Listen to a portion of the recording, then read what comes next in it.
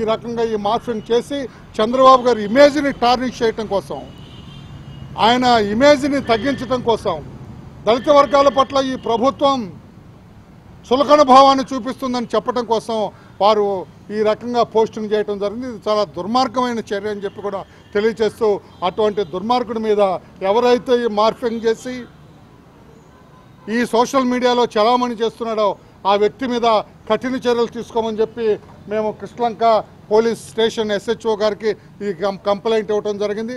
ఆయన కూడా కంప్లైంట్ అంతా చూసి తప్పకుండా నేను చర్య తీసుకుంటాను, వీడెవడో డిటెక్ట్ చేసి వాడిని తగిన చర్యలు చట్టబద్ధంగా తీసుకుంటామని చెప్పడం జరిగింది.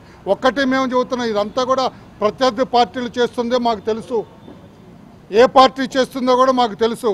ఆ పార్టీకి మేము హెచ్చరిక చేస్తున్నాం, మీకు ధైర్యం ఉంటే ప్రజాక్షేత్రంలో తేల్చుకుందాం, మీకు ధైర్యం ఉంటే రాజకీయ క్షేత్రంలో తేల్చుకుందాం,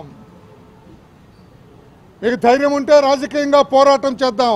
అంతేగాని ఇటువంటి ఆడంగి వేషాలు వేయొద్దు, ఇటువంటి పనికిమాలిన చర్యలు చేయొద్దు, అటుగా ఇటు కాని వేషాలు వేయొద్దని చెప్పి కూడా ఆ ప్రత్యర్థి పార్టీకి మేము హెచ్చరిక చేస్తూ, తప్పకుండా ఇటువంటివి చేసినందువల్ల చంద్రబాబు గారి ఇమేజ్కి ఏమి కాదు.